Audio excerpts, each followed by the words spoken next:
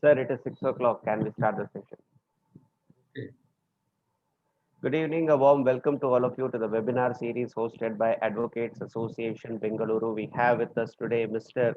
Ganesh Chandra Kabi, arbitrator and former chief engineer, CPWD, Government of India. Sir, it's a pleasure to have you with us today. Welcome to the webinar.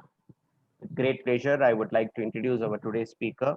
Mr. G.C. Kabi is a civil engineer from NIT with a postgraduate diploma in alternative dispute resolution from Nalsar University of Law, Hyderabad, with distinction and gold medal, and a master's diploma in business administration in financial management from Symbiosis Institute of Management Studies, Pune. He is accredited as Fellow of the prestigious Chartered Institute of Arbitrators, UK. He acted as full-time arbitrator in the Ministry of Urban Development, Government of India in July 2011 till January 2017 and has made 178 arbitration awards as a sole arbitrator involving construction contracts. He belongs to Central Engineer Services Group A and was chief engineer, Central Public Works Department before taking voluntary retirement from government service in the year 2018. He has vast experience in wide ranging civil engineering projects in all capacities, that is planning, designing, maintenance, and construction of more than 20 years in various parts of the country. He has published and presented many articles on contracts and arbitration and addressed various national and international conferences, seminars, and workshops. Mr. Kabi has founded Kabi and Associates, a specialized consultancy firm for construction contracts and arbitration with a specialized team of engineers and advocates. Sir, on behalf of Advocates Association Bengaluru, I extend a warm welcome to you. Over to you, sir. Thank you, Mr. Vikram, and thanks, Mr. Ajay, for coordinating and inviting me. It's a great pleasure for me to address an enlightened group of senior lawyers from Bangalore and Karnataka.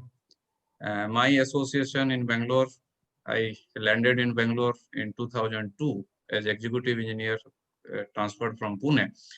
And I spent 5 years in Bangalore. My office was at Karamangala, Kendriya Sadan. I left in 2007 to Hyderabad. And I did do some works in Bangalore during my period. And so it's a great pleasure to be, at least virtually, be connected to Bangalore now. So I will start the topic actually. What we are discussing an overview of construction related disputes in India. And I would like to just start with a preliminary point about construction law. So some of you may be knowing the lot of works are going on something called a field of construction law in many other jurisdictions, and now it is being recognized as a separate field of law. Though here in India we don't have something formally something called construction law, but there are Society of Construction Law and there are degree courses and postgraduate courses in construction law. And in fact, I was going through, there are Philip Bruno has, I think, along with someone has in US, he has written some 12 volumes on in construction law, which consist of 11,000 pages. And he says it is a brief note for a roadmap to construction law.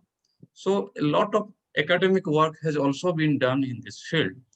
So the idea today is to discuss, and mostly we'll be discussing in the Indian perspective, what is this construction law and how it is little different and what is the requirement. And if as an advocate or a counsel, we have to deal with construction arbitration particularly, which I personally feel is a very, very promising field in many places, particularly in Delhi and Mumbai and maybe in other places also. So what are the things we are looking for and what are the difficulties and what are the advantages or disadvantages of it, what we need to do. So I will touch some of the issues out of my own experience, having dealt with so many arbitration cases. And from a perspective of a claimant as well as a respondent, I will not be dealing with a perspective of an arbitrator because that is not the way we are looking at today. I personally have worked as a respondent, mostly in government departments, then acted as an arbitrator, and now I also work as a counsel for the contractors. So I try to get into the perspective of different parties. How you see now, someone has told in an arbitration chamber, the arbitration is the only neutral person or maybe the genuine person who is trying to get into the what is the actual thing. So, but when we are working as counsels, then what are our duties and how do we get into the thing? So let us see how construction arbitration works or construction disputes work. Now, to start it, basically there are two issues. One is fact and other is the law. So the first requirement is that the construction contracts and disputes, basically construction contracts are documents heavy and fact intensive.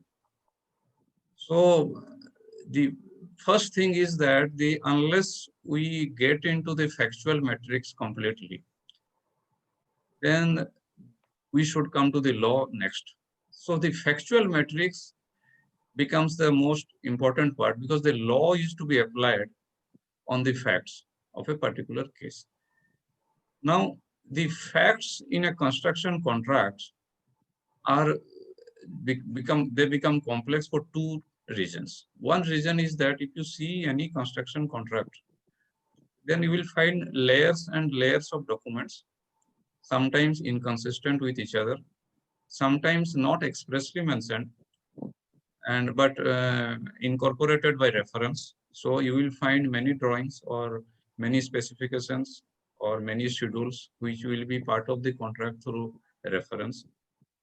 And so it is a very, very document heavy thing. So first to get into the whole contract, if you are taking, it is very difficult like other works where you can get into a reference. It is somehow you can decipher the things within a short period of time and get into the legal issues and points there. But in a construction contract, when the problem comes before you, and mostly if you are working, you as an advocate, people are rarely approaching you during the contract management period, which is a necessity. I will refer to certain recent developments. Why the legal inputs and legal service is a necessity during contract management and how it is going to be in my own perception in future. I will give the exact some reference of that why it is so. But what I am telling, when UP party is coming to you when almost dispute has crystallized, then basically you are getting details which is a fait accompli. You have no control over the correspondence or whatever has happened till then. So you have to move on from there in that case. So documentation, others are probably not in your control because most of the cases you will find people will come to you after the final bill is submitted or it is paid. And by this time, a lot of things might have happened. And so they don't have the advantage of legal advice. Of course, there are some construction firms who have internal in-house legal departments and they do something. But I might say with some experience, with due apology, it is not of that quality which is required, which professional services it is required to that thing. So you will find if you are practicing in this field, then it does not, it rarely meets that standard, maybe due to whatsoever reason, maybe administrative reasons, or I have seen some of the PSUs also. So they are having a lot of their legal department is maybe fully equipped, but still it is not. Maybe there is a disjoint between the engineering team and the legal team there. So maybe people are working in silos, whatever may be the reason.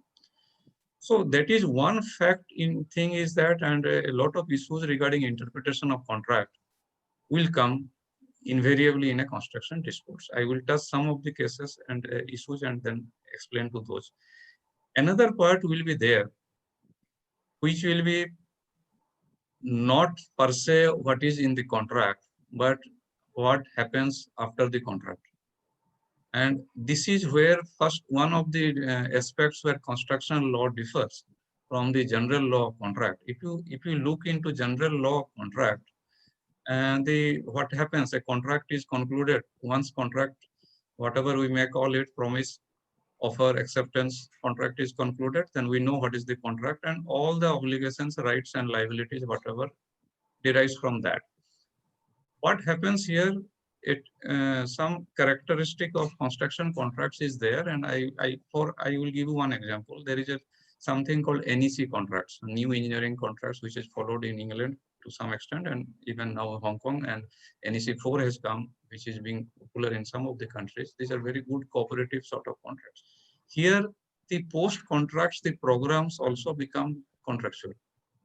It means it is not that what is the contract only, what the parties conduct their actions post contracts also have consequences, contractual consequences. So one, at least you see there is one Supreme Court judgment, and you must be aware of, most of you, this McDermott International, in one of the paras it observes, Justice S.B. Sinha, it says this conduct of the parties and the correspondence shall also be taken into considerations for interpretation of the contract. If you take a classical views, then contract is concluded. How does the subsequent conduct and correspondence come into interpretation of the contract? But that is how the Supreme Court observes. And not only it is so, subsequently, recently, Justice Nariman in Associate Builders refers to this particular para of McDermott International and affirms it. So one peculiar thing is the construction contract is that, but I may put a sort of rider here. What these judgments really mean, that construction contracts are contextual and not purely textual.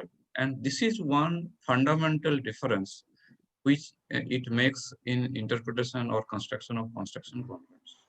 So if you go for purely textual interpretation of contracts, it may not, sometimes may give an absurdity, or you may not capture the real what is contemplated. So the contextual contracts, this recognition of contextual contract has given rise to construction law. Now, why the one context is the background when contract was formed and what parties meant by particular words and things. This is one thing we know about interpretation of contracts. But the subsequent correspondence things are also being considered on construction or interpretation of the contracts. Though we don't say that these are making a new contract, but these do have a bearing of it. So this is one part of it. Second part is the law part of it. Now, the question we may see, we know that as Indian Contract Act 1872, which came based on the third, I think, Law Commission report, and in that time, based on the what was the common law in England, and with some modification, of course, here. But the issue is this: if you see the development of law of contract in England, it developed as an adjunct to law of property.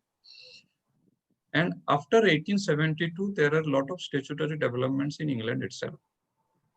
And so, which is not so in India. We may not have those statutes related to construction contracts. And if I name a very few, is, you have Law Reform Frustration Contract Act 1943. And there is Defective Premises Act 1972, the Unfair Contracts Terms Act 1977, and there is Third Party Rights Act 1999. There is Housing Grants Construction Regeneration Act 1996, the Regulation 1998, and the Construction Act 2009. So these regulations, these laws, statutes there, and these regulations there has impacted the judgments or case laws in England. And one important thing is there in England, there is a TCC, Technology and Construction. So there is a great more uniformity and consistency in the precedents and the evolution of the law.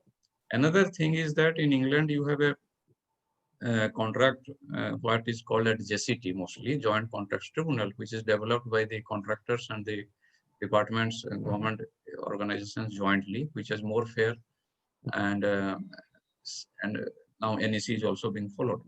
So though there are many other contract forms there, so you will find lot more consistency, and applying the precedence value there is much easier.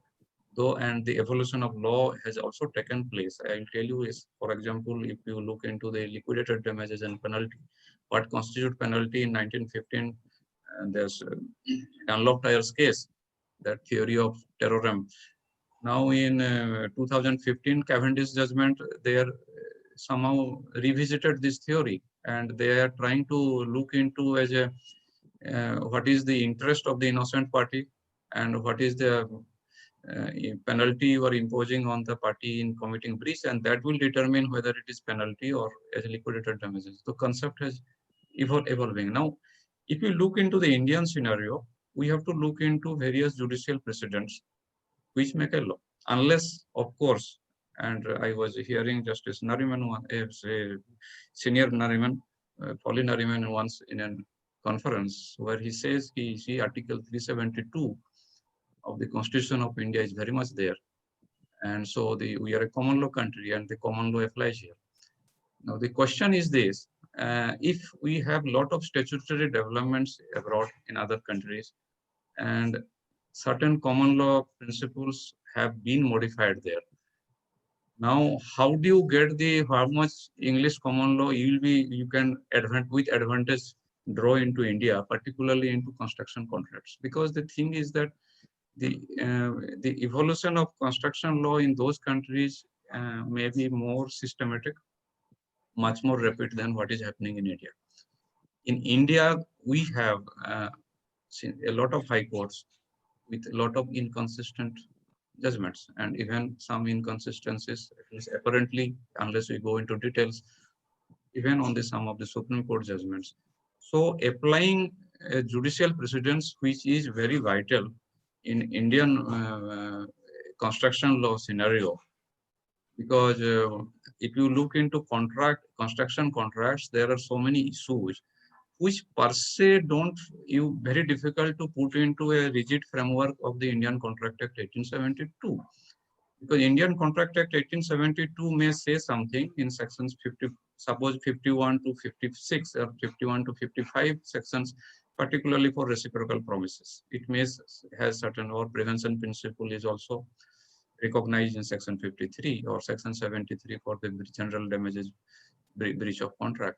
Now, when you come into construction contracts and a breach, you will find concurrent delays, you will find partial breach, you may find total breach, and then it becomes difficult. How do I apply these type of situations, applying rigidly section? Okay, there is a breach, there will be consequences. How do I go when both the parties are in breach in case of concurrent? Now, if you look into the various theories, suppose I look into the delay and concurrent delay. There are a lot of case laws in other countries on concurrent delay. There are very few case laws of a judicial, I think, a precedent with a precedent value in India on concurrent delays. Now, there is one document which I will refer to you if you are interested to go through this. There is a delay and disruption protocol. This is available in the website. Delay and disruption protocol by Society of Construction Law. If you put delay and disruption protocol SCL, it will come UK. And originally it was 2002, and 2017 the revised version has come. And it does speak, it is not a law, but it does speak about good practices, about delays, record maintenance, about overhead claims, and other things. So if you kindly go through this, it will give an oversight how they have tried to summarize or make a note for a guidance note on delay issues and record keeping issues in construction contracts. But the issue is that when you look into concurrent delay, they try to give a definition also of concurrency. Now, concurrency means there are two delay events running together.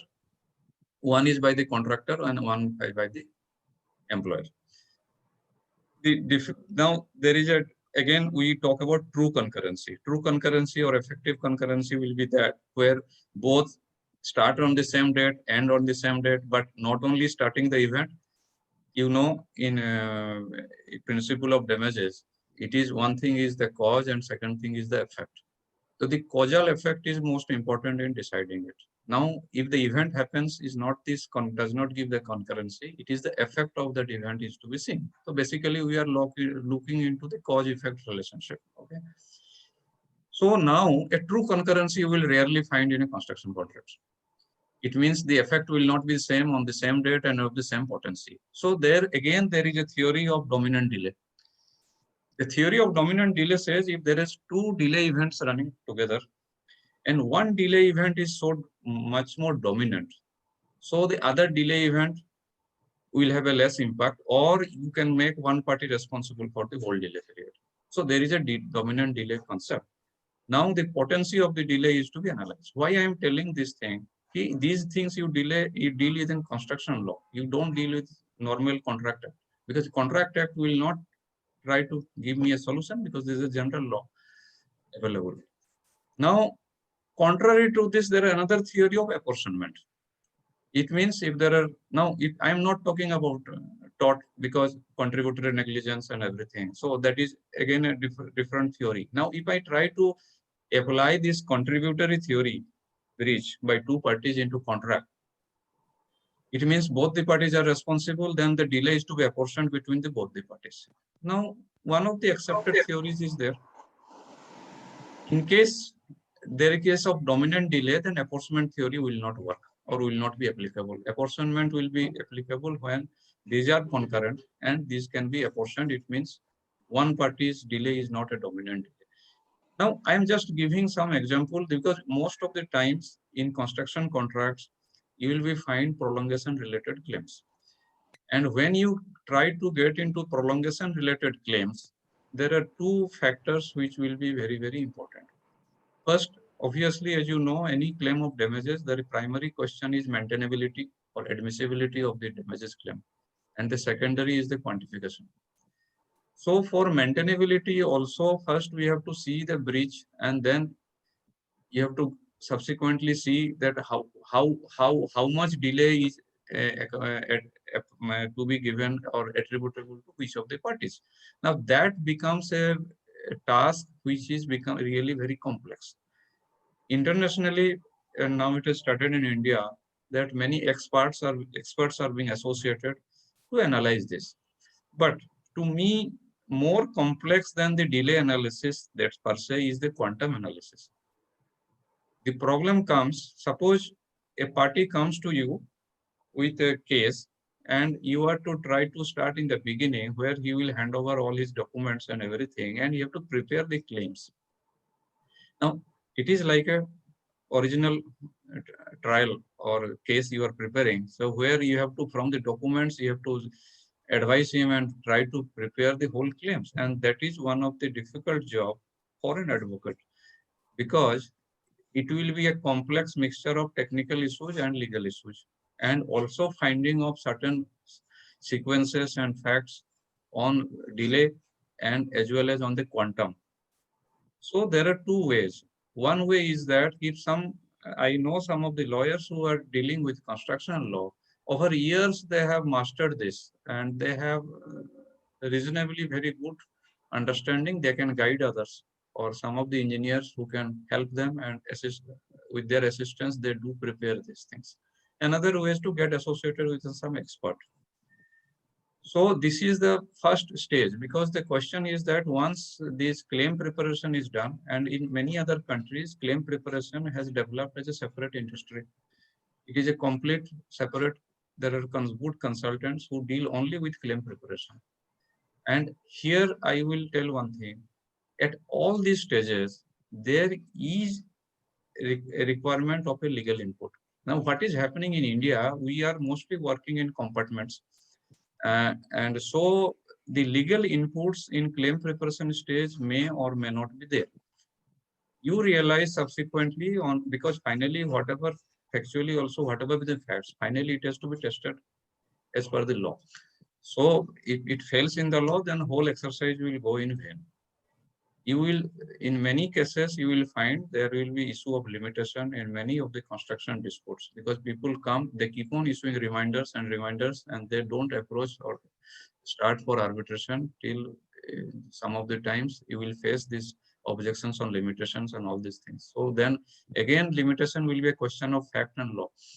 So then one has to look into the whole correspondence and everything. So this, in the initial stages, you will face this hurdle.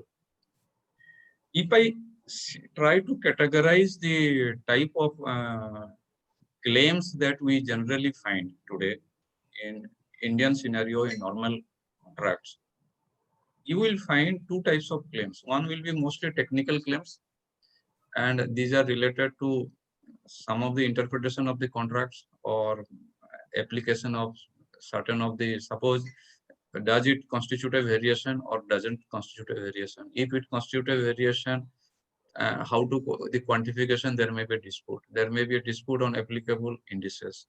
So again, there will be a mixed question of interpretation of the some of the terms of the contracts, which will obviously a question of law, and there will be facts. So this is one type of thing. Second, there is a tremendous increase in legal claims recently. If you see the cases which are in arbitration now, more than the technical claim, in earlier, if you look into 50s or 60s, the disputes were mostly technical issues were dominating the disputes.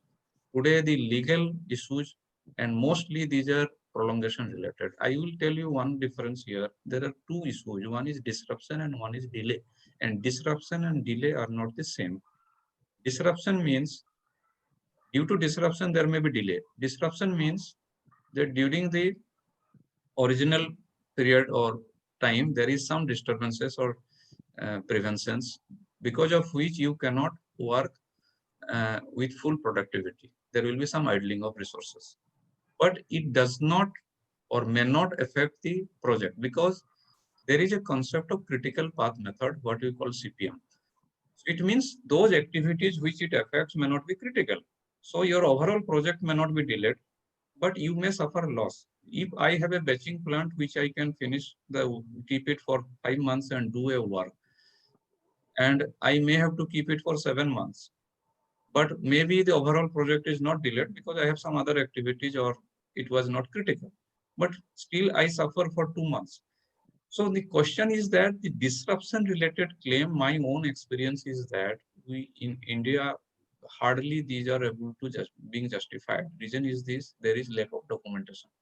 Because in disruption claims, it is necessary to document clearly on a logbook or some sort of things, where now there is a total maybe present system how it works. There is no advice at that level, or people are at that point of time may not be thinking that they will go for claims.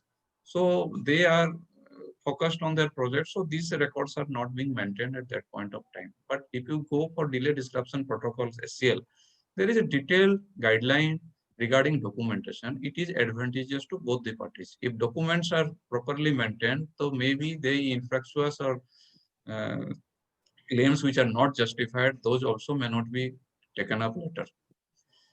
Now, second is delay. The delay means prolongation related claims. In prolongation related claims, what happens? The cost of material and labor goes up. So one claim, such type of claims happen where the material prices and labor prices will go up. Then again, some amount of documentation will be required for these things to prove it, because you are claiming under general damages. Maybe under section 73 you are proving, then evidence will be required. Other claims will be on-site and off-site overheads.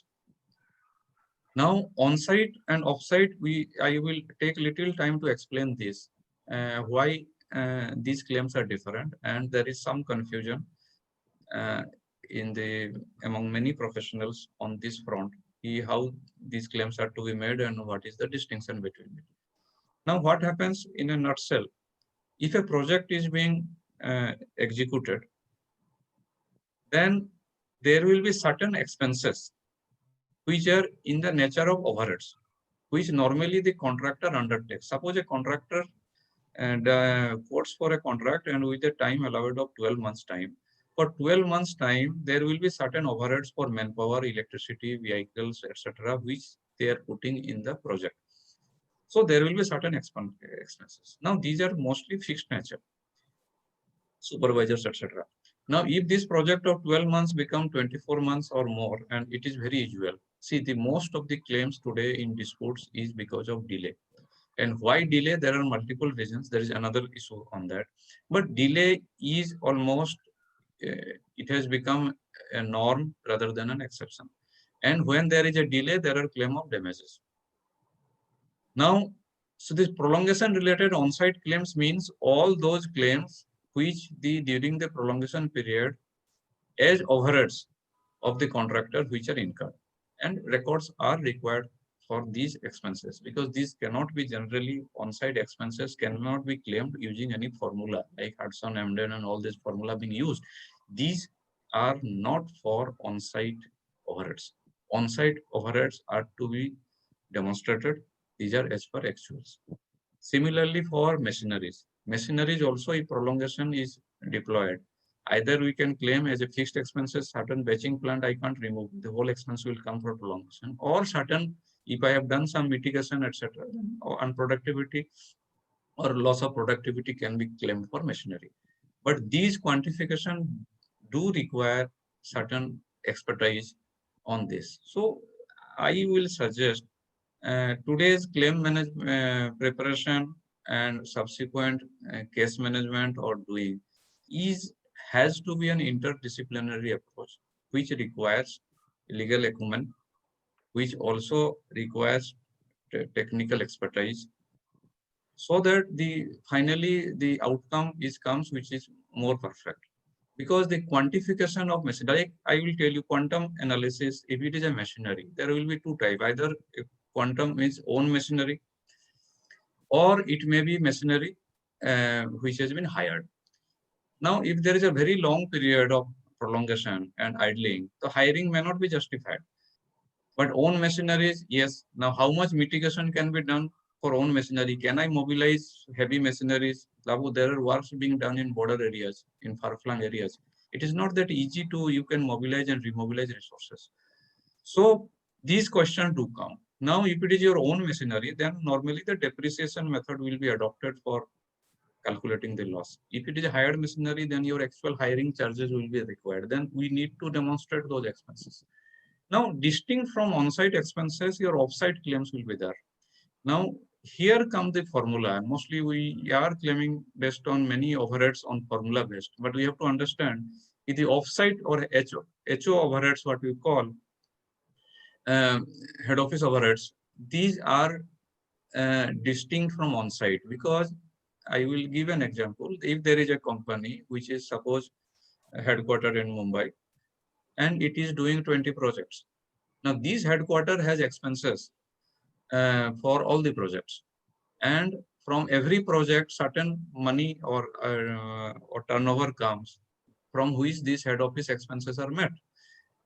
Now, if one of the projects are delayed, then the head office gets blocked with this particular project. It may not be able to quote another project because some money will be blocked, and head office is incurring expenses for that. But then how do I put my whole head office expenses? I cannot put in this particular project, so I do apportion it. This formula is nothing but a system of apportionment. McDermott International and associate builders, what basically telling, it is up to the arbitrator, or even suppose you are a claimant as a claimant, to rely on this formula or rely on some other method. These are not mandatory. But okay, even if these formulas these are applied, these are being accepted internationally. But then these are also based to be certain records. Then I have to show my head office expenses, audited reports, and the turnover, and then apportion it using those formula. So these are the normal type of claims which basically happen in these contracts. Now, coming back to one of the things I will be telling that what is happening today, we are too many different types of standard contracts, standard forms of contracts.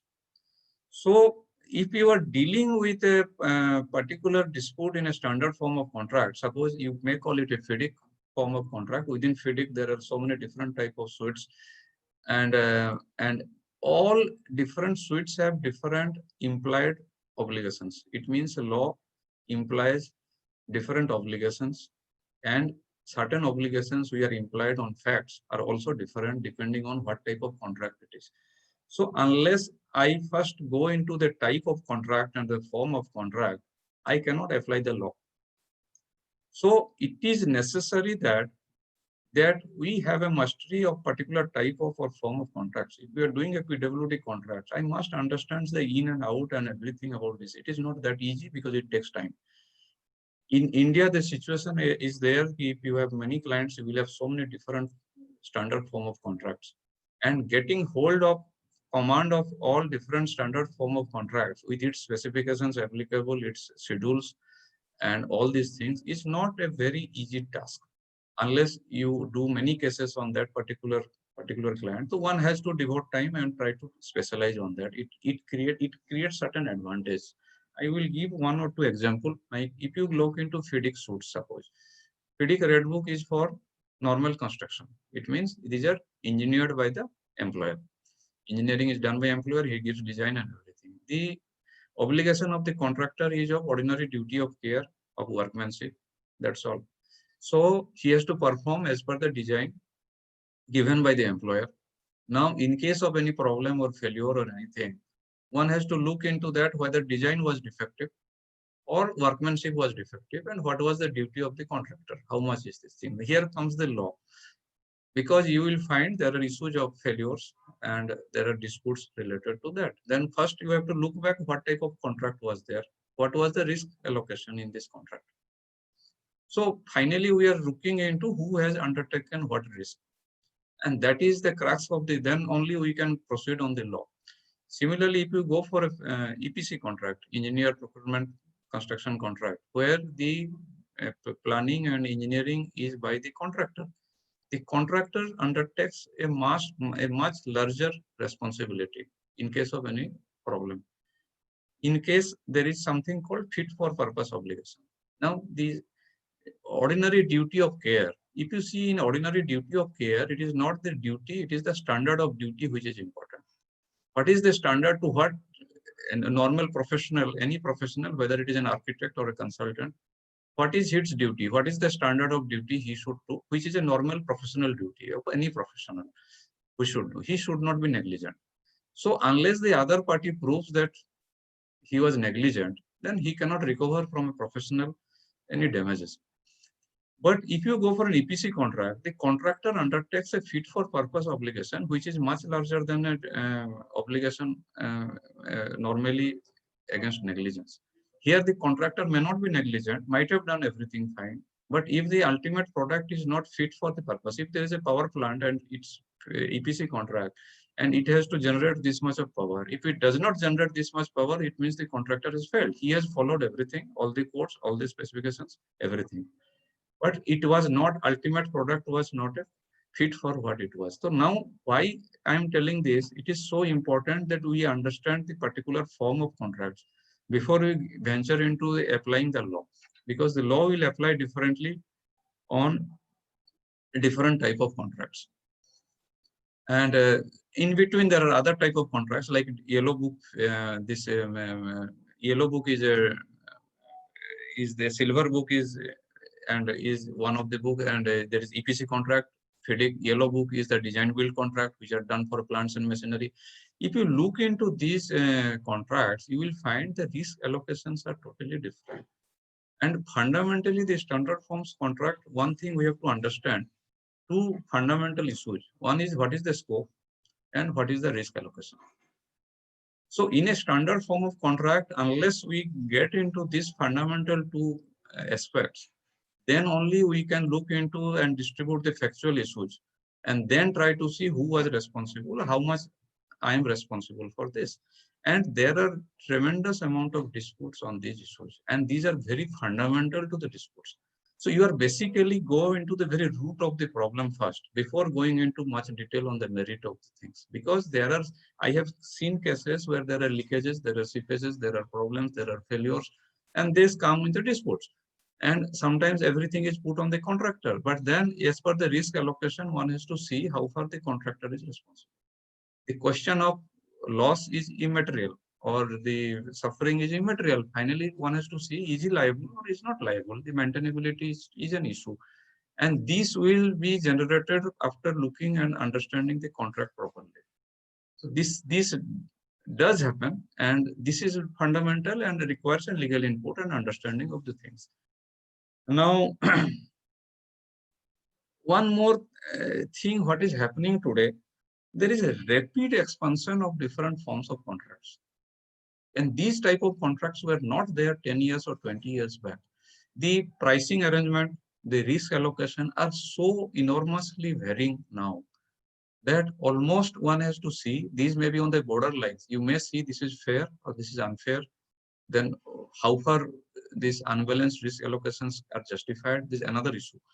And we'll get into some of the judgments. I will refer to you just to have a discussion on that. But these are changing too rapidly on the risk allocations and the type of contracts. So this itself is a very fertile field. If I will tell you now, some works are being done in tunneling, and which are based on emerald form of contract of FIDIC, which have been now in, I understand in Delhi, they have awarded a few contracts, 1 or 2, and others are going. Now, if you see in a tunnel construction, the emerald form has developed from the FIDIC gold book, which is developed from the yellow book and then gold book. And then it is a version where particular care has been taken on unforeseen physical conditions. Now, if you see in construction contracts, one of the biggest issues is what you cannot foresee when you put the tender. Who undertakes that risk? In an EPC, the contractor undertakes all the risks on unforeseen physical conditions. And so if something goes wrong in the underground, the contractor undertakes all the risk. But if you see the legal principle for this, it says before the contract, as you all know, there is a principle of adequacy of notice. So suppose I don't give any time to the contractor to explore this and quote the tender, and I see he cannot put any conditional tender, that will become non-responsive. Then how much risk he can actually undertake of an unforeseen physical conditions? If I don't give even sufficient time access to the site or doing soil exploration, can he really undertake this? Of course, there is another theory. Once you have entered into a written contract with your eyes, ear, and open, you can't get away from it. But then these are issues which, as lawyers, you will be facing and dealing with it and looking into equity, justice, or interpretation or construction of contract. There comes the contextual contracts. That what was the background, how the contract was entered, how much risk I have undertaken. Now, if you go for an emerald contract, what happens? You know, in tunnel constructions, what is happening? You have limited opening and exits, maybe 1, 2, 3 points. And then you are working under the ground. And the ownership of the land above the ground belongs to somebody else. This is very typical to a tunnel construction. The land below which you are doing construction does not belong to or might not have been acquired by the government or any agencies. So these are typical things what you face in this type of contracts. Now, what these difficulties when your entry and exit is very restricted and you do construction, move all your machineries, manpower there and do work. How do you distribute these risks and undertaken? So again, a particular standard form of contract has been developed for risk allocation for this type of contracts. So my submission is that we must look into the form of contract. What is happening in India? With due regard, I have seen many good standard international form of contract are used here with so many of what we call COPA, condition of particular applications or special conditions. You change it, alter it such a way, this whole essence of the original contract goes out. So you take a contract form and then you make such modification in those conditions. Now what I say, maybe it is easy to drive in an expressway. It is very difficult to drive in a or a small town. Reason is this: in India, the contracts are not in that mode where you have a precedence and you go for. You will find a huge amount of hybrid type of contracts with a lot of bespoke conditions put into it. And that throws a challenge. In every contract, you will find a challenge, and it is interesting for a lawyer to look into that, how this contract has been modified and amended, and how is the risk allocations and responsibilities, obligations arise of this type of contract. So this is one fundamental. If I say my own practice and last 10, 12 years of experience, the one fundamental thing which makes the success and failure and difference between counsels is your persuasiveness and your understanding and on the interpretation of the contract. How there is again what we call the preparation. How do I get into the crux and look into in complete details and the because you will find some masala, some problem in every contract. It will not be the ideal classical format where I get into some academic literature, a theory of a how interpretation of this type of standard form and go, because the contract has been altered. And altered by some means or other means, some words or some other words, but it hasn't repercussion. So that throws a challenge, which is interesting because it is not in my hand. I can't do anything about this form of contract. Ideally, suppose there are 3 or 4 type of standard form or contracts, we can specialize and we can deal with it with more certainty. And there will be more uniform precedents, but that will be very difficult. And I don't foresee with all the efforts with Niti Aayog or whatsoever it is, or planning commission earlier, nothing has happened. Still, we have too many varied type of contracts and the risk allocations and changes. And so this throws a great light. One issue which I will throw light more interesting, I think another 15 minutes or what I have, extension of time and LD provisions. And see, other issues are normal, and I told on-site, off-site claims. You will face today, nowadays, there is a tremendous increase in levy of LDs or penalties, whatever we may call it, in contracts and of substantial amounts, particularly in central government departments. And these earlier, what used to happen, there used to be some such penalties or LDs, whatever it is put, but these were very small amount, notional. And its impact was that maybe the contractor was deprived of his escalation payments. So there was not much of hue and cry, and the contractor was never contesting it. Now this amount is increased. Along with escalation, when project is delayed, there is a huge amount of disputes which are being generated on these issues. And I will tell you, in my own experience, the LD clause fails in 90+% cases because of non-operation of the EOT clause. Because extension of time clause is never properly operated by most of the employers. Sometimes they will give provisional extension of time, which is not provided in the contract. Sometimes they go for retrospective decision of whole extension of time. So the LD, the date from which LD is to run will not be determined, even if the contract provides contemporaneous extension of time provisions. Now, sometimes the variation will be ordered in an extended period, and then you cannot do the work. So now these are the issues which will create, and probably as a lawyer, and this will be very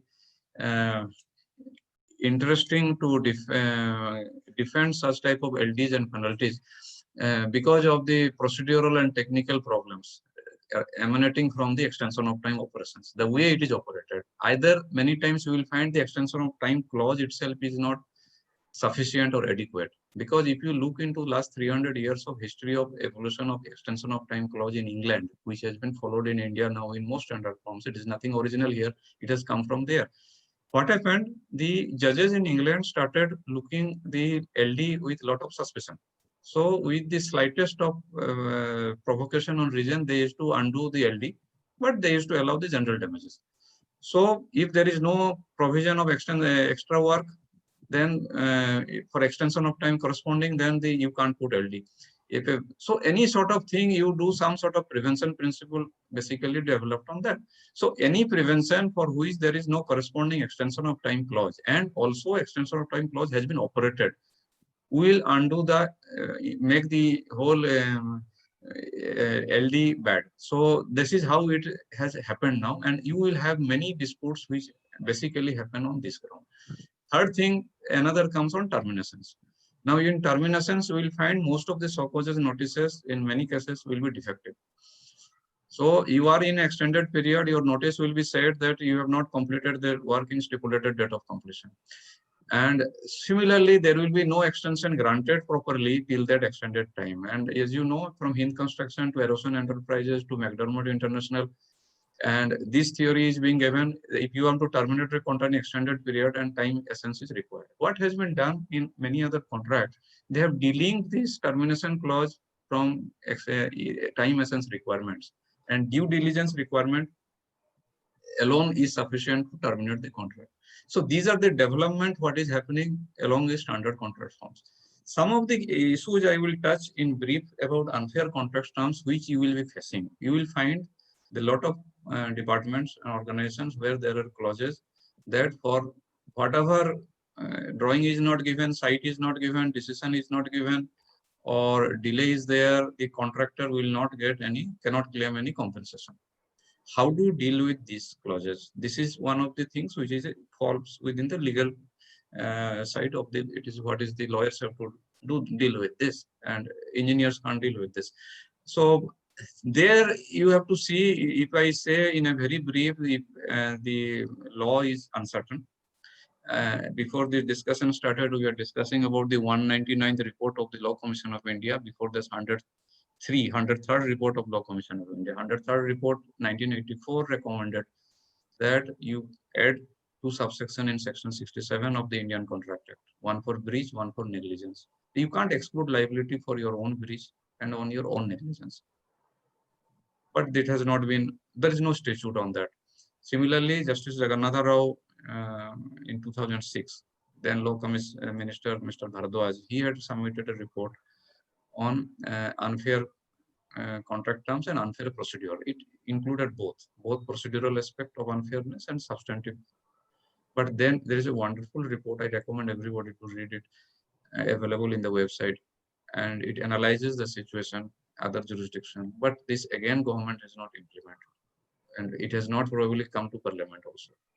So the idea is that, so now for unfair contract terms, whatever remedy is available now is basically judicial interpretations and procedures. One thing it is there, if you are going for arbitration and arbitrator is interpreting the contract in particular way, then under section 34, the scope of challenge and public policy has been very much reduced now. And if you notice it in Sangyong NHI versus Sangyong case, Justice Nariman has observed it, distinguished Soap Pipes and Western GECO on public policy. And it has upheld the Renusagar case, Renusagar position earlier on the public policy. And earlier, Justice Nariman in Associate Builders did explain the public scope of public policy. I'm talking about only with respect to arbitration awards. And then it has in Sangyong, it has further corrected it because of the amendment of the law. Because in 2015, the Arbitration Act has been amended along with 2019. See, 2019 amendment is only section 34(2)(a). In 2B, the public policy was in 2015. One very important change is that those who are dealing with arbitration, the subsection 3 of section 28 of Arbitration Conciliation Act 1996 has been amended. And Sangyong recognizes these two changes, 28(3) and 34(2)(b), is the most important amendments in the Arbitration Act. See, under SOPA, the statute which was there in 28(3), the arbitrator shall decide in accordance with the terms of the contract. It means it was binding, and SOPA held that if arbitrator is not deciding as per the term of the contract, then it is a violation of statute, and it is violation of statute means it is against the public policy. But these words have been changed in the amendment. Now he has to shall decide in accordance with, he have to keep account of the terms of the contract. So it has been diluted to that extent. It means what I was saying in the initially, it is very useful for construction law, where the arbitrator and you as a counsel can develop a contextual interpretation of the terms of the contract based on, of course, circumstances. I can't say the terms of contract are to be thrown out. These are, but you have to put a particular context. If a work of 2 years becomes 7 years and you tell nothing will be paid extra for damages, it will no more hold good. Then I have to put in a context that what the parties contemplated. You did not contemplate for another 5 years. Union of India versus Ketek Limited, Delhi High Court upheld Justice Muralidhar that okay, this freezing of indices and of the escalation payment will not be applicable for extended period if the extension is because of breach of contract by the employer. You already know Justice in Satyapalan case, Supreme Court upheld PM Paul case earlier, where in Satyapalan says the para that ordinarily the terms of contract shall be upheld, arbitrator shall decide as per the terms of the contract. The word is that ordinarily, it means in case the employer is in breach of contract, then arbitrator has jurisdiction to decide. Now there has been some dilution. In fact, it started with Sarvesh Chopra. But Sarvesh Chopra did one thing. It only talked about Section 55, time essence contract, and if unfair clauses are there, you can just terminate, avoid the contract. But you know, it is impractical. A contractor cannot avoid the contract in between and get away. Plus, every contract, as per Hind Construction Authority, time will not be the essence of the contract. So it is very difficult to operate that. And it also referred to Section 56, frustration. As you know very well, frustration does not apply like this. So the threshold for frustration is very high. And there are, I think, Mr. Bangur case, Satyabata Gross Bangur to Energy Watchdog Justice Nariman recently, it has put a very high threshold for applying frustration. So, and contractor has put his unconditional bank guarantees and other things. So he really does not have an option to avoid the contract for unfair contract terms in extended period. So these Brajanath Ganguly came with a relief, but then it does not apply to commercial contracts. So subsequent, some of the judgments are helpful. If you go to Raman Foundry, it says the claim of damages cannot be recovered unless it is adjudicated. Holding, I think, famous Justice Chagla's decision in Bombay High Court, which is affirmed by the Supreme Court later. So the question is that today, if unfair contract terms are there, your only remedy is in interpretation and construction of the contract. And arbitrator has a jurisdiction to interpret and construct the contract. And that will not be hit under Section 34 in a challenge. But then it is to be placed and presented in that way. And you can take help of some judicial precedents. There are many other judicial precedents which says that four corners of the contract arbitrator jurisdictions. So right now the situation is like that. So if I put a summary, there are many other issues which probably in limited time we cannot do. Like if there is a sectional completion is not provided and sectional handing over is taken, can LD be put again? So there are issues. These deal. You see what is happening in India. I say law of engineering contract or construction law is not part of curriculum in any law university normally, or in an engineering college. So what is this particular branch? We don't have a structured and formal education available here, which is available abroad. But and that is a necessity probably. Because somebody, whether someone is an engineer or somebody is a lawyer, one has to put one special effort into getting into the construction law. And it is basically will be based on mastering various standard form of contracts, mastering judicial precedents, and then utilizing the legal acumen in this and presenting a case. And that makes the difference. I think I have consumed almost 1 hour time and I will end it. Otherwise, there are some other things, but I think we cannot continue forever. So thank you very much. I will be happy to take any questions and discuss. Sir, you may continue if you have more content. Okay, I will tell 1, 2, 3 things. Let me see it from what I have left. See, 1, 2, 3 things which happen normally, I will tell you. One is substantial completion issue, which is again typical to construction contract. Substantial or practical completion, because it will be linked to DLP, defect liability period. So here the authorities, I am talking about Hudson, Emden, Keating, which are authorities in construction law. They say if the contract provides clearly, then the express provision will be considered. If the contract does not provide, then substantial or practical completion means that the structure can be put to use, or building or any facility can be put to use. Then substantial completion can be claimed. And this is because you will always have a snag list. It is not a perfect product like a car coming from a factory. A normal construction activity is not done. Now, one more things, because it will be interesting for lawyers, because we don't have that much time. You see, you just try to apply the construction law related issues in the form of the in the framework of the Indian Contract Act. You will find there will be issues. First thing is that in construction contract, whenever contractor does a work, the ownership instantly changes. So there is no restoration possible. So if you have got a relief under section 764 for restoration, or under section 65, you can't do, you can give for compensation. You can't restore it. Now there is a misrepresentation and it is discovered subsequently. The section 19 or whatever says you restore you can't restore it. Now there will be such misrepresentation where it gives an option to the innocent party to proceed with the contract. Now, if the site belongs to another person, you don't have the option to proceed with the contract. So what I am telling in construction contract, if you try to apply this Indian Contract Act, you will not be able to always get a result exactly on that. Similarly, if you want to see the consequences of many of the restitutionary reliefs, and there will be difficulties like in section 65. Now, if you suppose a contract is frustrated at all, and the relief is not given in section 56, you have to go to section 65. And in section 65, the relief is of restitution basically. Now restitution will be for the advantage received, you have to restore. Now, there may not be any advantage, first of all, because if work is left in a place, whether, how do you determine? Second question, the contract itself. Now, if you say section 65, there are two types of provision.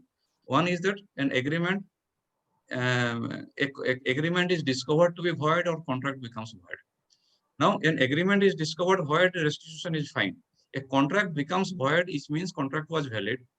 Due to impossibility in law or something in between, it becomes valid. Now, at that point of time, do you give the relief as per the terms of contract till it is performed, or give a relief on restitution? Because the reliefs will be different. As per contractual terms, the quantification will be different, and restitutional, it will be totally different. We need to discuss these issues when you practically face in a construction contract. It does not, because I do not say the Indian Contract Act 1872 has been framed purely keeping in mind construction contracts. And we don't have a separate law on construction contract.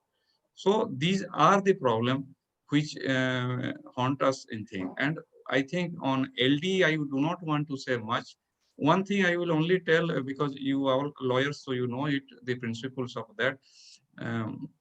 Whether Fatehchand versus Balkishan Das, Molavox, and now Kailasnath Associates, whatever it is, and there is some recent judgments, of course, Designer Contractors Limited Supreme Court, but that is the principle. But one thing I will tell you, if you look into section 73, and some of the judgments were, and whatever the first limb or second limb of Hadley versus Baxendale, whatever way you are trying to apply this judgment. Now, the question remains, which of the losses fall on the first limb and which fall on the second limb? That becomes an issue many times in the thing, because the consequential damages may not be exactly written here. Now, suppose a contractor, you are terminating the contract, in my opinion, and then there is a reduced scope of work. So loss of profit should become a direct loss. So it should fall on the first limb of the Hadley versus Baxendale and section 73, not the second one. But there may be, if you look into LK Ahuja, I think Bharat Coking Coal Limited versus LK Ahuja, it didn't allow loss of profit claim. And it means loss of profit means loss of business opportunity or something, that what he would have earned in another contract. But I have an issue there. It didn't deny this, that it is a remote loss. It did not deny this, the party did not have knowledge. It denied it based on evidence. So that there was not enough evidence for proving this loss. So my question is that in a construction contract, if I can put that I was stuck here for a prolongation period and I am deprived of other work, am I entitled, whether I'll be barred that it is a remote loss or indirect loss, or I say knowledge was not. See, it refers to two things. One is knowledge, one is the assessment of breach. Knowledge used to be at the time of entering into the contract. Now, at the time of entering of the contract, whether knowledge was actual or expressed or knowledge can be imputed. That is another question. Now, if you see for Hadley versus Baxendale did not explain it, but in Victoria Laundry in 1949, it imputed a knowledge. So suppose even if I impute the knowledge, then if I can prove the loss, can I claim it? So what I mean to say, if you look into the various case laws and judgments, the scope of making and preparing claim is a very, very interesting thing. How far I can stress where it will be a remote loss and it will be I am a disentangled. If and how much I can prove, and based on this I can claim. Because if a remote loss, even if I prove, I won't get it. I think I will end it there. Thank you. Thank you, sir, for our exemplary presentation. Now, with your permission, we will move on to the Q&A session. I already see Mr. Puttige Ramesh raising his hand, and I'll be unmuting him.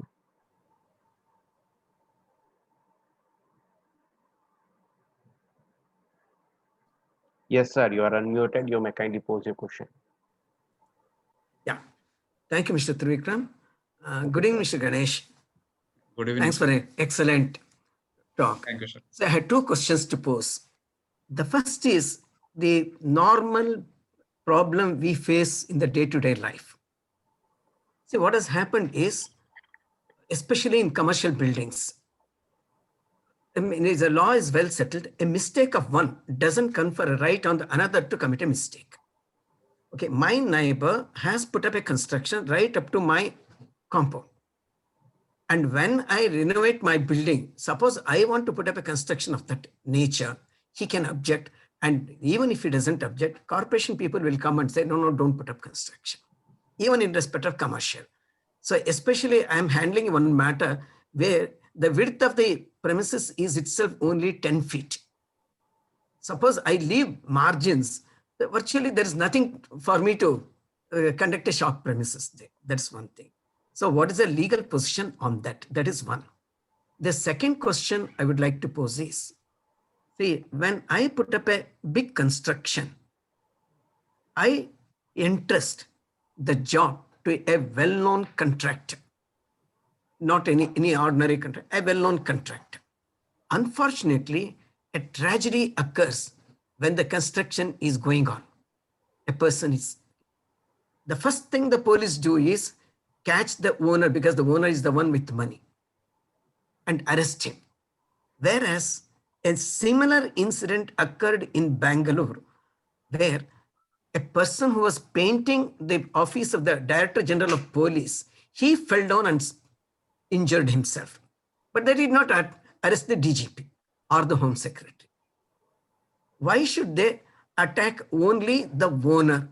What is the legal position on that? Because I have given the, say, for example, when I give the vehicle, insured, the vehicle insurance will take over. Here, there is no such insurance.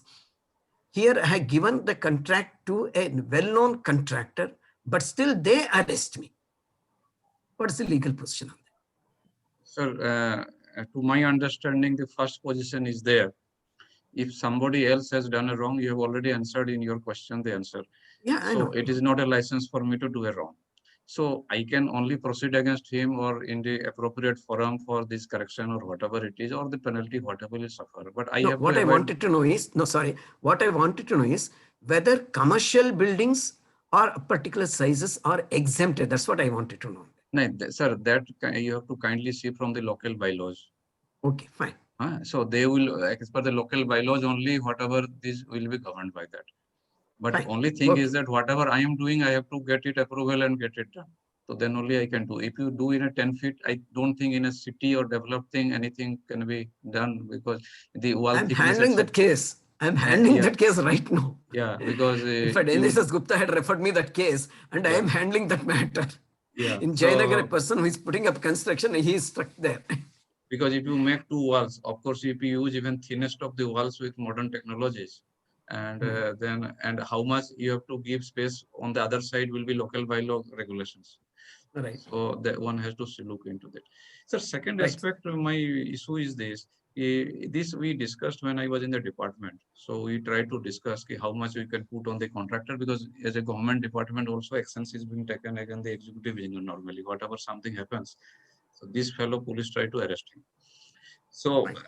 that happens because he is the owner, he's the principal employer. Because police does not understand. He does not understand contract. Now, one thing probably many lawyers are here. My issue is this: if an offense comes which falls under the tort or under the criminal offense, so how far the contract can exempt liabilities on that? Because the question is that a contract is a private arrangement between two parties. Even if I make an arrangement contractually, I may write elaborately who is responsible. That may be a consideration subsequently. That okay, I have exempted all my liability and contractor has to take all precautions, because we have cases where of accidents and deaths, where collapsing of scaffolding and buildings. So cases are initiated against both the parties.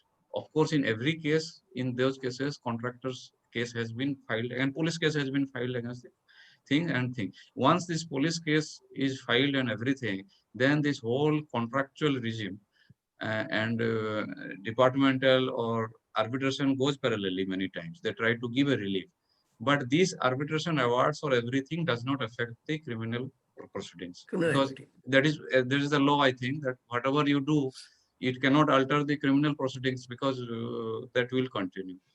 So finally, in my understanding, that if there is, suppose the contract, we have already given the whole responsibility of this to a contractor, suppose a turnkey contract where owner is not responsible, contractor is there. So in a final outcome, it may cut an ice or maybe come to the notice where a judge will understand the owner is not responsible because he's not doing his supervision or doing anything, where the owner is responsible for supervision. Another problem is that one has to see the accident is by what. Suppose it involves a lever, then lever laws will come and the principal employer will be responsible. Because I am telling these responsibilities like principal employer is statutory and we cannot do away by writing in a contract. So certain statutory obligations will remain and we cannot exempt ourselves by writing in a contract. But then we have to read which falling under, if something falling under a statute, like labor accidents, both we write elaborately contractor is responsible, but employer is held up because you are principal employer. But they did not do for the police department. So in that DGP's office, it happened. A person who was painting fell down. Yeah. No action was taken either against the Home Secretary or against the police. In fact, we have cases which I dealt in a vigilance department when I was in charge of vigilance in CPWD, where the accident happened in police department and Okay. some police within their organization. In another case, which I was not there, so there one gate collapsed and a child of a police person died.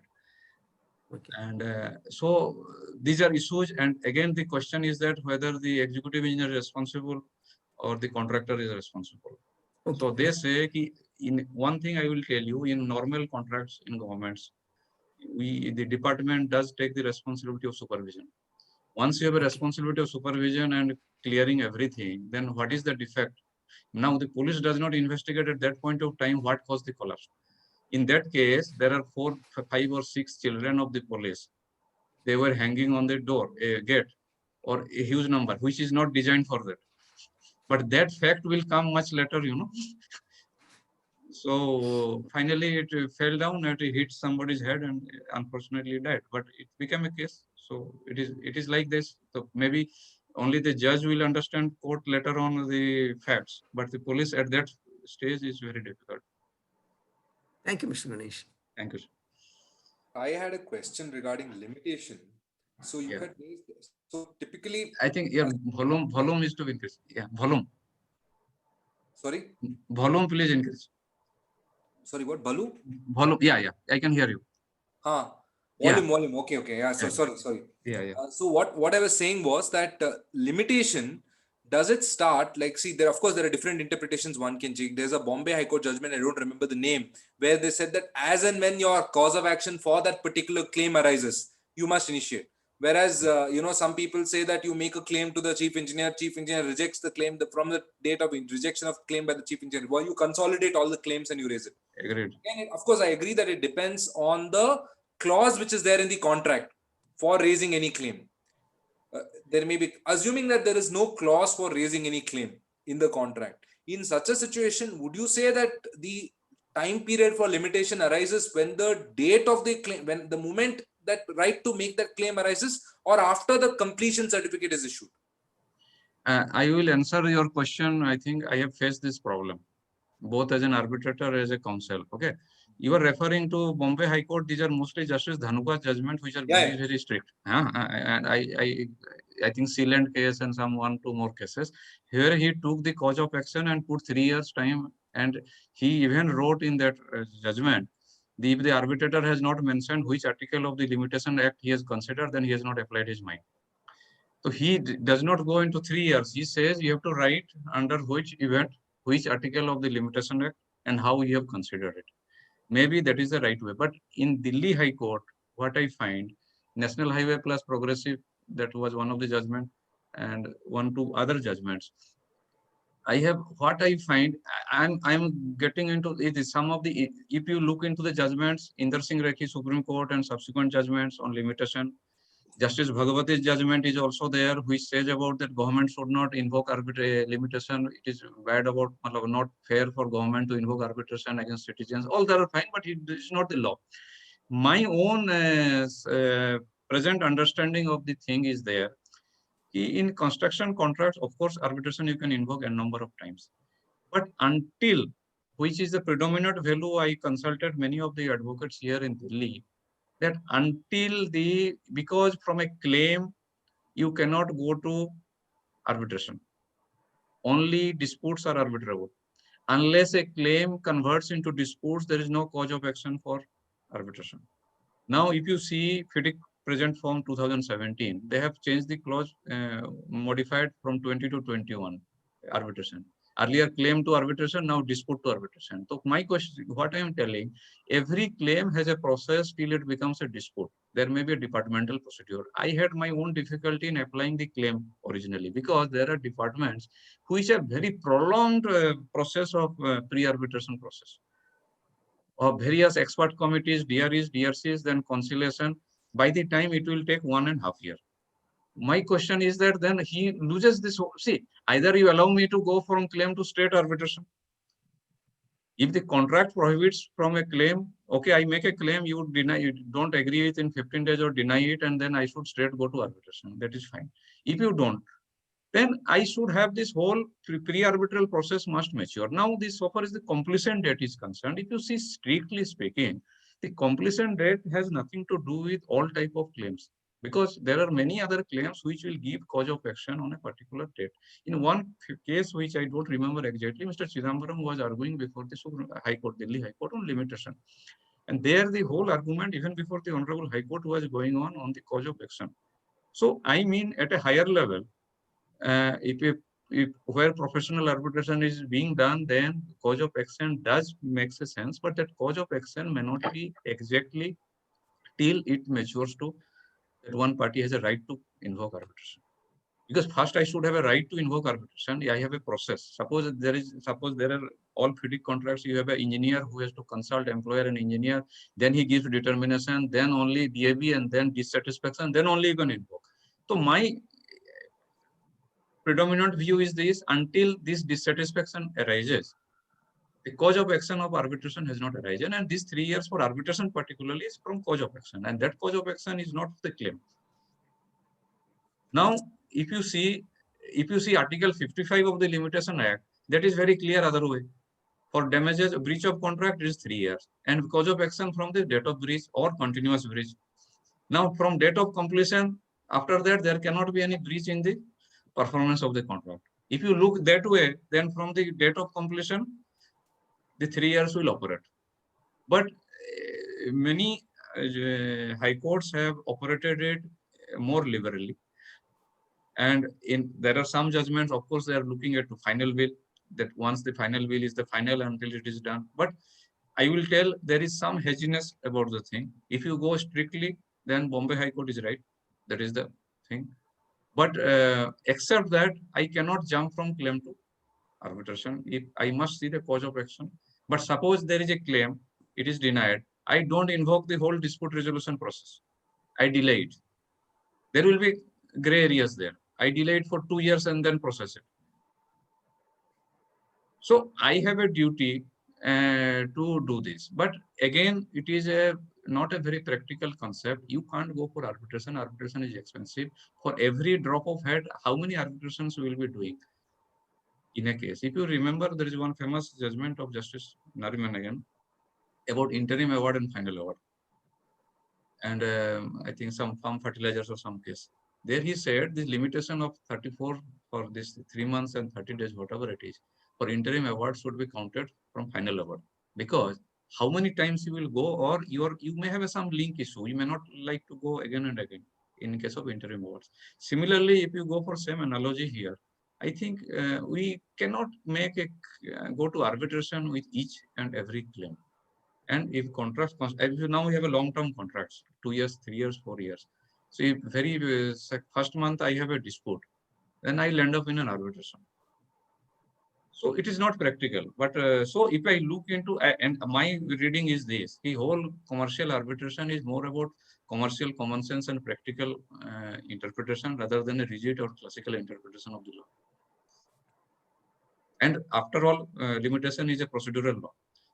And whole idea of limitations is other party is not lost its evidence, and I think its purpose is not that to just deprive the other party. Got it. Thank you. Thank you, sir. Can we have one last question? All right, I'm unmuting Mr. Harish. Yes, sir. Thank you, Trivikram. Good Thank you, evening, Mr. Ganesh. Excellent presentation on Thank you, sir. various aspects on construction law. I am an advocate for builders. Okay. You spoke on disruption and delay are one Yes. and the same, basically. Is it not the need of the hour to segregate disruption and delay? In the present context with COVID pandemic situation, it is more of a disruption with migrant workers living and lockdown being enforced by the government. One. The other is the next question is can there be contractors' right to lien over the works done by the contractor till such time the employer clears the dues for the works done by the contractor? Yes, sir. And last one is what should the contractor show in order to succeed in a disruption claim? Fine, sir. Now, let me answer your second question first and then disruption related question. It is a very, very interesting question. What has happened, and I have written an article also on this. The contractor's right to suspend the work in case of non-payment has not been upheld in common law, English common law. A contractor does not have unless contract permits it, the common law in England does not permit it to suspend the work. Okay.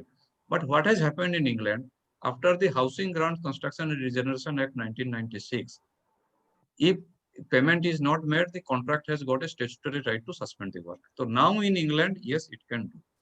In India, if you see a statutory provision which has been ignored by the probably the profession or the courts, Section 51 has a provision. And Section 51 talks about the first provision under reciprocal promises. It says, if one of the promisor is ready and willing to perform, but the other party or promisee is not ready and willing to perform, then promisor is not required to perform the contract. It means if I am to do the work and other party is not ready and willing. Now this word ready and willing in construction contracts has a meaning, and I think same as the meaning in any legal thing. One, the readiness means he has the willingness, he has the resources, and willingness he means he has the intention. So it is not that he wants to pay and he does not have the money. Ready and willing means the department has to both the things.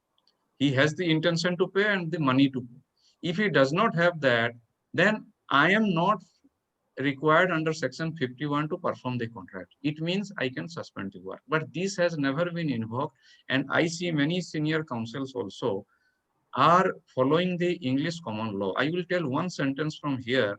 If you see the book by Pollock and Mullah, Indian Contract Act, and Sir Pollock has written in the forward something, in the preface or thing, which is very interesting. He says that Indian judiciary has followed the English common law more than the English judges will follow. So sometimes what it says the law has an applicability in a society based on the societal condition. Law is not in a vacuum, it is a societal purpose. So sometimes in England, when the AGCR Act has come, they are following it. But here the Contract Act has a provision, but we say that common law, we are following it. That is so. In my opinion, yes, he has a right, but then he has to probably rely on this codified law, Indian Contract Act, and suspend the work. That is first part of things. And second part is that, sir, regarding disruption. My contention on disruption and delay was this, sir. So for COVID-19 is concerned, it caused both. During lockdown, it was a total disruption and total delay. So whole disruption because no work was going on. Post-COVID is a disruption and with some delay because some work is going on, but there are difficulties in working. So yes, disruption claims are not made in India because of lack of documentation. I am yet to find a contractors who maintains record, because finally, if you have to say, I could use my batching plant only for 10 cubic meter output today, which I could do. See, no machine works with 100% efficiency. There is something called efficiency and use in engineering, and codes do provide what is the efficiency use of a machine, which is a standard. Suppose it is 60%. And if I am working with 30% efficiency, then I have to maintain a logbook and say, because of your breach, now the disruption, again, I have to establish a causative link. You did not give me the drawings. I had put a batching plant, which is a capacity. I could work only this much of concrete, whether I could do more concrete. So this is a disruption claim to that extent, but then it is to be substantiated with my records. It is possible. If no documentation is there, after 2 years we go for arbitration, then all this becomes story, but on facts, it is difficult. Second thing is, sir, I think second part question was on, third question was on disruption. Is it not the need of the hour to segregate disruption and delay and treat them separately? Instead of treating delay and disruption same, what is happening now? Claims of disruptions are being disallowed for most of the time. That is what. Sir, disruption how does and he succeed? That's what you have answered now. Yes, sir. Or one more question. The last question was there. So that is it not the need of the hour to segregate these disruption and delay and treat them separately so that disruption claims are also having more validity in sir, it can be done. Sir, my question is that every disruption does not cause delay. The disruption that cause delay is transferred to delay. Balance disruption is claim a disruption claim, but I need records for that. So unless contractors are trained to give records, I will tell one more thing. One thing I will forget, I will tell you important thing. See, FIDIC 2017, the suits, it has a provision where notice is a condition precedent to making any claim. And it says within the 84 days of a trigger date, the contractor has to give a notice to the engineer or to the employer, depending on the type of FIDIC contract, with the details of the claim and along with contractual and or other legal basis of the claim. And if he does not submit the contractual and oblique or legal basis of the claim for 84 days, then this claim will be barred. And this is a condition precedent. Now, my question is this: if today, if you see this scenario, my question, I have written an article on that earlier. Now, if suppose the legal basis is made, can you change that legal basis subsequently in arbitration? May not be. My question is that do our construction firms are equipped today to give a legal basis of the claim while making the claim? It means where there has to be much more intricate relationship and where the legal input has to come into contract management, which is totally almost absent except some in-house firms. And there also the engineering project side and the lawyers are totally working in different silos. where there is a requirement where the lawyer also understands what is going on in a keeping a tag, and notice is vetted by a lawyer, which there, if these contracts are adopted in India, there is a tremendous scope in contract management because the contract amounts are huge. Today, I will tell you, since the money is not there, and so no lawyer is interested in making correspondence, So finally, here but your main case and foundation is built there, which is the most difficult part, because after that anybody can handle a case. Yes, sir. You had some more questions. The lien part you mentioned on suspension of work by contractor. I did not speak on the suspend. I'm not concerned of suspending the work. The contractor will continue the work. He will have can he not have his right to lien and have charge over the works done by him till the employer clears the dues? The work will go on for the remaining part. No, sir. He wants to leave, which means he wants to avoid the not contract. To leave, lien, charge. Lien. Contractor's right to lien. Okay, lien. See, the issue is that, these will be governed by the contractual terms. Unless contract has a provision, we have only two provisions, sir. One is that if you treat it as a fundamental breach of contract, then contractor can terminate the contract. Otherwise, you can claim damages. And this is the difference between a partial breach and total breach. This is again a concept in the construction contract, whether a breach was partial or whether it was a total. In case of partial breach, and if you look into section 55 also, if time is not essence, then termination right does not come. So, but your second para says your claim of damages, you can claim compensation. So normally in construction contracts are for every breach, the only remedy, first you have to see what is the contractual remedy. If contract does not provide the remedy, the only remedy is that he has to proceed with the work or continue with the work and claim damages. Or if it is a fundamental breach, he can repudiate the contract. But then this is not an advisable, because it is very difficult to repudiate the contract, and otherwise it will be considered as a breach of contract because it is not upheld. So termination is a very, very drastic step. Thank you. Thank you, sir. Thank you, sir. With this, we'll wind up today's session. Once again, sir, on behalf of Advocates Association Bengaluru, my sincere thanks to you for a very interesting and stupendous presentation. Thank you so much. Thank you so much, and good evening, everybody. I wish you all the very best. Good of health, everybody. Thank you, sir. With your permission now, we'll be signing off today's webinar. Sure. Thank you.